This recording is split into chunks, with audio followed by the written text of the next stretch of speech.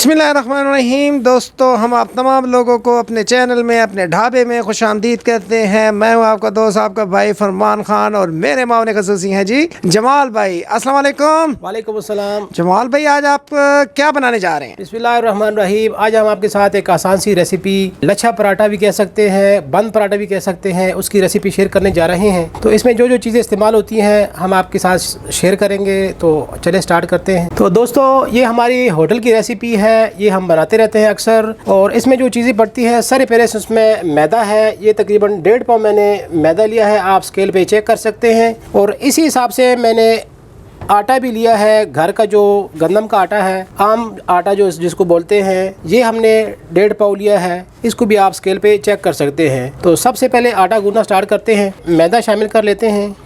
तो आपके पास अगर घरेलू आटा सफ़ेद है तो उसमें मैदा डालने की ज़रूरत नहीं है, क्योंकि हमारे पास चक्की का आटा है, थोड़ा लाल है, इसलिए हम मैदे का इस्तेमाल कर रहे हैं। इसमें 1 टीस्पून हम नमक शामिल कर लेते हैं।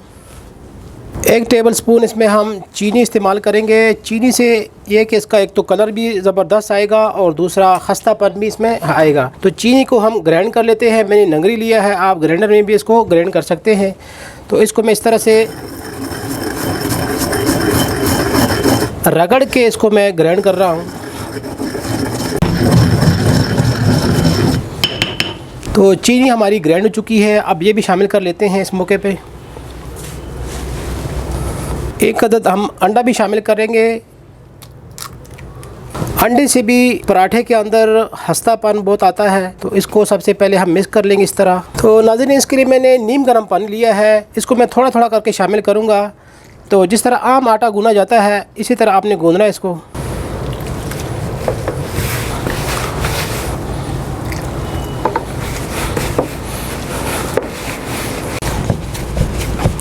तो इसी तरह आपने इसको मुक्कियाँ लगानी हैं। जमाल भाई, ये मुखिया पंजाबी में बोलते हैं? बिल्कुल, इसको पंजाबी में मुक्की बोलते हैं और पश्तो में इसको सूख कहते हैं, सूख लगाना। तो ये अमल ज़रूरी होता है? बिल्कुल, ये ज़रूरी है, क्योंकि इसके बगैर आटा आपका तैयार नहीं होगा। सही की जो गिल्टी है वो ख़त्म नहीं होगी। आटा हमारा तैयार हो चुका है। अब इसके ऊपर हम ये कपड़ा दे देंगे। आप कपड़ा भी दे सकते हैं, कोई प्लास्टिक वगैरह भी इसके ऊपर दे सकते हैं। इसको हम 10 मिनट रेस्ट देंगे। जमाल भाई, ये रेस्ट जो है ये 10 मिनट ही होगा या मिनिमम मैक्सिमम हो सकता है? आप ज़्यादा भी दे सकते हैं। कम अगर देंगे तो उस तरीके से फिर आटा आपका सही तैयार नहीं होगा। तो कम से कम आप 10 मिनट इसको दें। तो मिलते हैं 10 मिनट के बाद। तो दोस्तों, 10 मिनट हो चले हैं। अब आटे को हम निकाल लेंगे।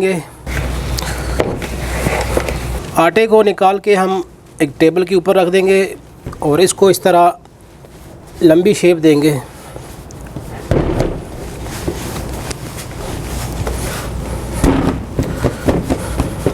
अब इसको हम इस तरह छोटे छोटे कट लगा देंगे, जितना हमें पेड़ा चाहिए।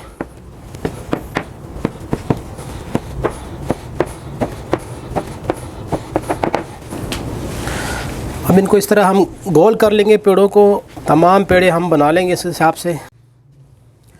तो ये तकरीबन 9 पेड़े बन चुके हैं। अब इसका जो अगला प्रोसेस है हम शुरू कर लेते हैं। तो जिस तरीके से हम आपको पराठा सिखाने जा रहे हैं, इंशाल्लाह इस तरह आपने पहले कभी देखा नहीं होगा और न कभी आपने ये पराठा खाया होगा। पराठे तो लोग बहुत खाते हैं, सिखाते भी हैं, बनाते भी हैं, लेकिन जो हमारा तरीका है इंशाल्लाह आप देखेंगे तो आपको मज़ा आ जाएगा पराठा बनाने में और खाने में भी।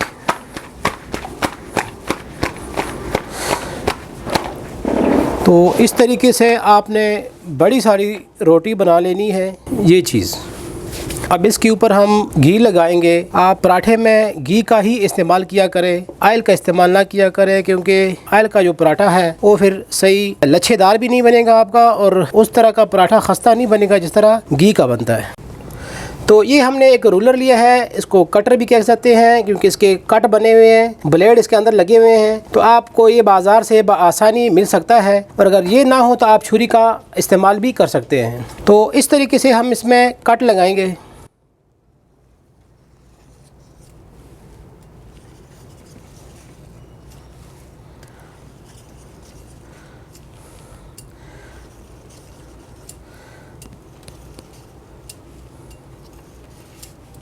डस्टिंग करेंगे और इस तरीके से हम इसको इकट्ठा करेंगे और साथ साथ खींचते रहेंगे।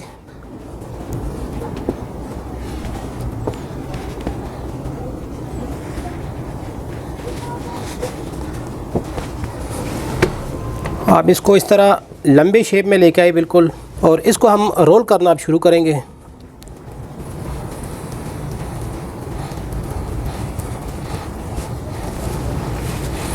और ये जो पार्ट है इसको नीचे हम दबा देंगे। पराठे वाला पेड़ा बिल्कुल रेडी है। तो इसी तरीके से हम बाकी के जो पेड़े हैं वो भी बना लेंगे। तो पेड़े तकरीबन हमारे सारे तैयार हो चुके हैं। अब इसको 5 से 7 मिनट तक इसको रेस्ट दे देंगे। कोई कपड़ा वगैरह इस पर रख के तकरीबन 7 मिनट तक इसको रेस्ट देंगे।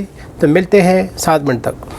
अब पराठे बनाने स्टार्ट करते हैं। तो टेबल के ऊपर थोड़ा सा हम ऑयल लगा लेंगे और एक पेड़ा लेके इसके ऊपर रख देंगे और इस तरह हाथों की मदद से इसको हम फैलाएंगे।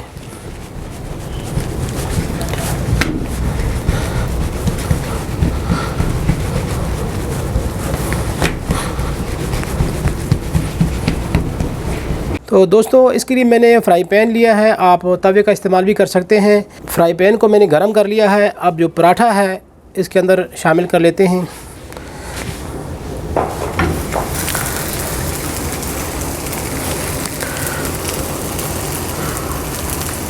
इसको पहले हमने थोड़ा सा दोनों साइडों से सेकना है।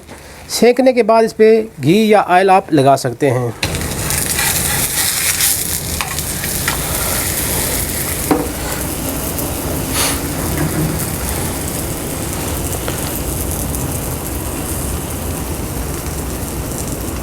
तो इस तरीके से आप पहले दोनों साइडों को पका लें थोड़ा थोड़ा करके। उसके बाद आप घी या ऑयल जो भी आपके पास अवेलेबल है आप उस पर डाल लें और साइड को चेंज कर लें। और जो फ्लेम है आपने मीडियम रखना है, ना ज़्यादा तेज़ हो और ना ज़्यादा कम। तो इसी तरीके से आपने दोनों साइडों को सेंकना है घी के अंदर। थोड़ा थोड़ा करके हम घी डाल रहे हैं इसके ऊपर। तो ये देखिए जनाब, तो इस तरीके से हमारे जो पराठे हैं तैयार होंगे इंशाल्लाह। और आपको दिखाएंगे इसके जो रेशे हैं वो हम आपको चेक कराएंगे बाकायदा कि कितने क्रिस्पी बने हैं और रेशेदार पराठे बने हैं। तो ये पराठा तैयार हो चुका है, इसको उतार देते हैं और इसी तरीके से बाकी के पराठे जो है वो भी हम सेंक देंगे। तो दोस्तों इससे पहले कि मैं बाकी पराठे बनाने शुरू कर दूँ, इसके मैं आपको लच्छे बना के दिखा देता हूँ कि किस तरह इसके लच्छे बने हुए हैं।